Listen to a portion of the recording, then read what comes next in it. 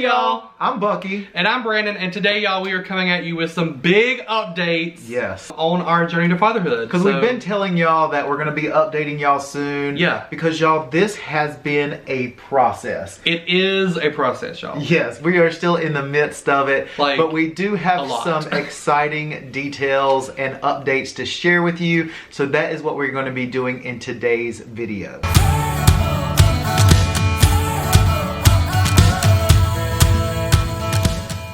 First of all, what we wanted to do was set you up with kind of the background on the process that we will be going through. Basically, for two guys who want to have a baby, obviously you're missing some things that you need, right? So we have to have multiple parties involved. Let's just say that. The process we're taking, we are using eggs from an egg donor, and then we will find what's called a gestational carrier. Now, a lot of people call a gestational carrier a surrogate, which like terms are, I think, used interchangeably when maybe they shouldn't be, so we've been told. Well, I think it's the matter of once you start doing a little bit of research, you do figure out there is a difference between a surrogate and a gestational carrier. Well, and people now call what is actually a real surrogate. It's the terms right now seem to be gestational carrier and traditional surrogate. So the difference is with the gestational carrier, which is going to be our route, you take an egg from another person, or like if you were a heterosexual couple going through this, you know, it could be the female's egg and the guy's sperm. You put it together, you make the embryo, you put it in another woman. So the carrier has no biological relation whatsoever to the child she's carrying. Correct. Now, traditional surrogate is something that we found listening through some podcasts recently that is, I think, very common in Europe, like the UK to be specific. If you've not heard about it, Dunstan Lance Black and Tom Daly, who are married and have a kid, he has a podcast where he talks about surrogacy and carriers with people. It's really fascinating. Anyway, we learned recently that that's really popular in the UK. Yeah. In America, I don't think people do it very much. You hear about it a little bit, but definitely a lot of agencies do not do traditional surrogacy. So traditional surrogacy is when the woman carrying the child has biological relation to the child. Yeah, so it's actually her egg and her uterus. Right. So you're inseminating her, and she would be the biological mother in that sense. But we didn't want to do that, and we've heard a lot of things that's not really the way to go about it. I don't even honestly, in our research, I could be wrong, but I think unless there's some relation between people, like it is not very common. Very rare. I think it's like almost like frowned upon. But people actually, people do it. At the beginning, we actually joined a Facebook group just because the information out there is very minimal. Yeah. So we joined a Facebook group called IPs and Surrogates. It's Surrogates and IPs of North Carolina. And that's where we got... And also a group called, a group called Men Having Babies. Yes. But anyways, so actually on there, we have decided to do an independent journey. Yeah. So there's agencies out there that will actually pair you with a gestational carrier. But we actually just wanted to try to do it on our own, so we joined this group and actually just put on there, hey, we're looking for a gestational carrier, we're in the North Carolina area, gave a little brief like kind of introduction about ourselves, because it's really like a matching process, it's like a speed dating process. Very much so. But we will get into our carrier journey in a later video. What we're going to focus on now is where we are in the process right now in terms of creating babies. Aside from that, we had to find an actual fertility clinic, a place where we could have an egg and give our stuff and fertilize the egg and create embryos. So we actually had a few calls with some places in North Carolina primarily, actually exclusively in North Carolina where we live in Charlotte. Some of them went really well, some of them not so much. Yeah. We actually Bucky reached out to another couple who are like basically Instagram famous. If you follow them, their names are Burton Buffalo and Dustin Patrick Smith, I think is his name. They're a couple who live in Raleigh. They have two like gorgeous kids and all that stuff. And so he reached out to them and said, hey, who did y'all use? They recommended Carolina Conceptions in Raleigh, North Carolina. That meeting went really, really well. Yeah. So that's who we chose. Right. And I think that's one thing that you definitely, whenever you're interviewing these IVF clinics, a gut feeling means a lot. Yes. So, we interviewed one that might have been a little bit closer than Raleigh, and it just didn't go well. Like we were asking about, you know, do y'all work with other people like in our similar situation, like two guys? Is this something that's common in your clinic? And it was just kind of like, yeah, sometimes. I don't know. It was just a weird, it just was a weird vibe. But when we spoke to Carolina Conceptions out of Raleigh, we spoke to Dr. Park, who is our doctor, and it was just an easy conversation. And it was just like we were normal, like normal. You know what I mean? Well, it was just seamless. It was like, it wasn't like it was weird that we were two guys, you know, going on this journey. Like they obviously have done it a lot, and it wasn't like an odd thing that they were doing. To where the other place it felt like, yeah, we've done it some, but it's not the norm. To where he definitely like welcomed us, answered every question that we had, and it was just an easy process. It was a really easy conversation. Getting off that phone conversation, we were like, yes, this is definitely who we're going with, and we went with Carolina Conceptions. So the first step after choosing our IVF clinic was basically paying a down payment, a deposit, to get access to the egg donor database. And so that is what we did. I think it was like a $3,000. It was like $3,500. Yeah, and if y'all want to see a video like later on, once we get through more of the expenses, of like all the expenses so far, let us know. Because I would love to like share at least our journey. I know everybody's journey is going to be a little bit different. Yeah. But that way you can have like a gist of like how much this actually costs. And how much each step. Because like literally each step along the way is like a new expense, a new expense, a new expense. Oh, here's a surprise thing you didn't know you were going to have to pay. Oh, it's like, that's crazy. They recommend what's called a fresh egg donor. This is something that was explained to us. We did not really know the difference, but a fresh egg donor is essentially someone who is local to the clinic. That's what it sounds like, yeah. Yeah, it's literally like fresh eggs. So basically, she goes there, she donates her eggs. They're not frozen somewhere else, because like there are egg donor databases you can look at, like catalogs. We were told with literally like thousands of options, because it's like women from all over the country who've given eggs, and they're frozen in, I don't know, like maybe like an egg warehouse somewhere.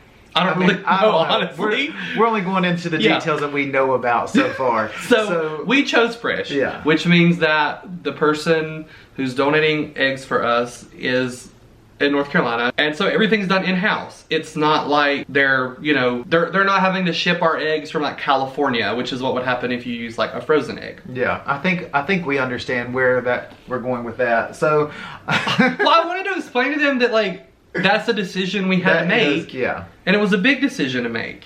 But I think that's also going to a clinic that already had that. It was just, it eliminated another step, and we were definitely, after looking at the database, we were fine with the donors that they had. Because I don't think every clinic offers that. I don't know. But what we did, so as soon as we got the egg donor database, me and Brandon actually split up.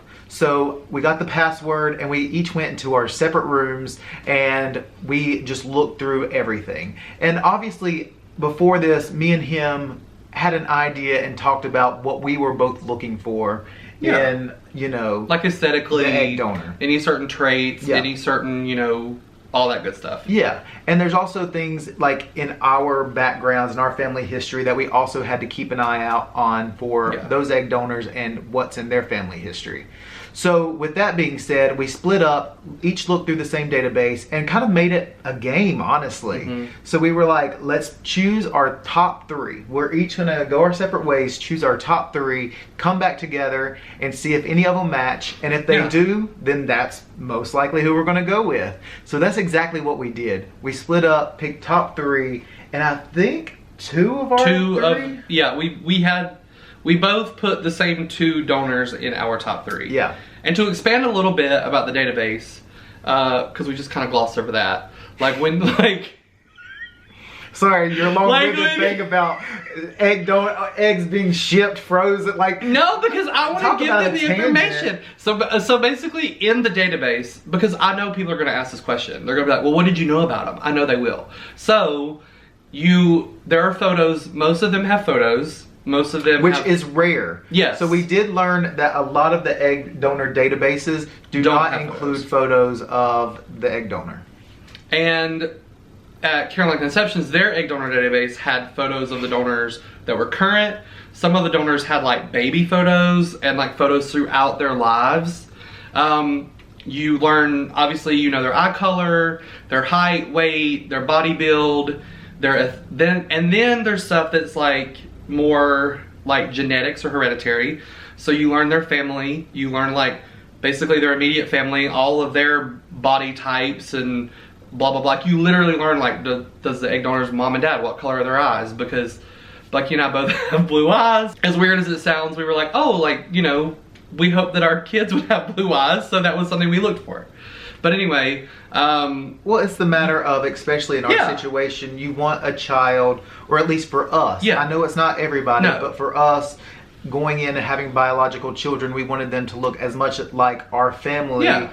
And, you know, our siblings, our parents, as like much to as aesthetically possible. look like we But do. we also have similar, Kinda. like, brown hair, blue Yeah. eyes. So we're pretty basic in that sense. Yeah. And so we just kind of wanted that in our children Yeah. as well. So in addition to all the medical stuff you learn about her, there's also stuff that's like personality based. So like each donor in their database ranks themselves on like mathematical ability, like how smart they are, if they can sing, which was a big one. Y'all know that. And I need, my kid has to be able to sing. it's so funny that like literally we went through and we're like, oh, she can sing, she can't sing. But you're also taking the donor's word for it. But if a donor says that they're a 2 out of a 10, I am. Okay, not but it was choosing on you. it was a 1 through 5. I Okay, think. if they're a 2 out of 5, I'm still not choosing you. Anyway. that needs to be a 3, because 3 to me would be like, oh, in the I can car, carry like, a I 2. sound good. Yeah. Like I might be in the church But there choir. are people, if we've learned anything from reality that think singing that shows, they can sing and they can't. yes. Yeah. So anyway, so that's part of it. And then there's one thing that was important for me was that there were sections where you learn their education, you learn like their job, what jobs they've had, you learn if they have any biological children of their own. If they do have biological children, you learn everything about that child basically. And then the part that I really liked was there are sections where the donor could write something herself. It really lets you into their personality a little bit. Like some of them gave reasons as to why they wanted to donate their eggs. A lot of them had history of fertility problems in their own family, and they wanted to kind of, you know, give back to people who maybe want to build a family and can't. So anyway, so yeah, we went through that. So we had 2 that were the same. We both agreed on one, basically, that we sent to our coordinator. So at Carolina Conceptions, how it works is we have what's called like, I guess, kind of a patient coordinator. It was like, egg donor coordinator, actually. I think oh, her yeah, there actual was. title was like Yeah. egg donor coordinator or something like that. So we sent her our top choice. It turned out that she had been selected for a cycle, so it was going to be a while before she would be available. So then we went back to the drawing board. We found another one. We chose her. She was going through the process. For some reason, she just did not show up for her psychological evaluation, which to me meant she probably changed her mind. Yeah. Which I don't think is that uncommon based on the things they told us. Right. So we went back to the drawing board again. At this point, there were some new donors on the site, so we both took another look, did the same thing we had done before, found one we both liked. She was available, she went through everything, and sadly, the donor that we had selected, throughout the process of trying to donate her own eggs, found out that she has infertility problems of her own. So she was no longer an option. Back to the drawing board. So then, back to the drawing board again, we get a fun email from our coordinator person at Carolina Conceptions. It's like, hey, your original donor is available again. And for the cycle that she's done already was basically like an It's egg donor happening. rock star. Yeah. And was actually giving way more eggs than is typical for an egg donor cycle. Yeah. We did find out kind of the process of the egg donation, which is really interesting. And the typical number of eggs that a donor, they said that a donor would typically give in a month would be like 12 to 18 eggs. And this donor was giving like, what, I think they said 35 to 40. Yeah. in It was one like cycle. double what. Yeah. Yeah. So they actually were like, well, the original couple that is using this egg donor is now willing to split the cycle. Would y'all be interested in splitting a cycle with this couple? Yeah. And we were like, sure. It was our original choice. We were like, okay, everything is lining up. This is like meant to be. This is a godsend. Like, yes, we definitely will. Sign us up. And y'all, this is happening so quick now. Yes. So she is actually having her, she's giving her eggs on Sunday. And they call harvesting. Harvesting her eggs on Sunday. They are harvesting her eggs on Sunday. And so we have to move pretty quickly. So we are actually going this week to Raleigh to actually give our sample, each of our samples. Yes. And that way they have something to fertilize the eggs with. And so that's what we're doing this weekend. Yeah. And we're actually going to be splitting in all the eggs that we get.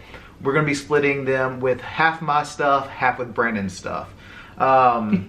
What? I just love the word stuff and that we keep calling it stuff. It's so funny. I think we all know what the stuff means. is. I just love that word for it. It's so funny. So we're going this weekend, or well, yeah, sometimes or soon. Yeah. For to do that, to give our sample and to talk about next steps, to do all that. So we will have an update soon. We are going to document the journey. Yeah. As much as we can. I mean, obviously I'm going to take you in the room with us. Not major parts of the journey. But how, like, super nervous, honestly. Yeah. Because, like, it seems like a weird, I don't know, just going into a room. I just can't even think about it. I mean, we've watched YouTube videos about it just because we're like, what in the world is going to happen? It's so What's this clinical. process going to be like? Like, just so freaky. How we got to get it into a cup, then get that cup out there to the person right outside the door who just knows that you just did that into the room. Yeah, and then that's you give them weird. your stuff, you hand it over, and then they take it away and spin it around and stuff. And I don't know. It's going to be, I don't know. I am a little nervous. I'm excited though. It's like we've made it to a huge milestone. Yes. And I think that's something that this process, y'all, since we've started this channel, I mean, we even started this channel halfway through, like, we had already been kind of doing stuff behind the scenes. But even from the time that we started this channel to now, we haven't posted much because not much has happened. Yeah, like it's a waiting game. It kind of just takes a while. It does. There's so many different factors that have to be factored in. And even now, like once we have all this done, then we have legal, we have more psych evaluations, and all that we're going to be talking about. Medical evaluations. That's another part of this weekend. And so that's just, there's so many running parts, but we did want to jump on here and just tell you about this milestone because we are super excited. I mean, we're creating our embryos this weekend. Yeah. So that's exciting and that's worth celebrating. So we hope y'all enjoyed this video, this little update. Anything else you want to share? No, I mean, I know you like going off on your long... I'm good. Talking tangents. No, I'm good. You sure? Mm-hmm. Okay, well, that is where we're going to leave y'all right now. Like he said, we're going to be documenting our journey this weekend with going to the clinic and all that that entails, and we hope to share that with you soon. So make sure you are subscribed, hit that little bell down there to be notified, give this video a thumbs up, comment down below if y'all do have any other questions that you might want to ask us that we didn't answer or anything like that. We will be doing a Q&A video probably coming up pretty soon, so definitely leave your questions down below, or you can also reach out to us on our personal social media platforms, and all that information is in the description box as well. Talk about tangent. All right, y'all. At least I say important. I say, what's that? I say important. You say stupid. I say important. Yeah. That's If you know what that's that a Real is, Housewives yeah. quote. Anyway, thank y'all so much for watching this video, and we will see y'all next time. Bye, y'all. Bye.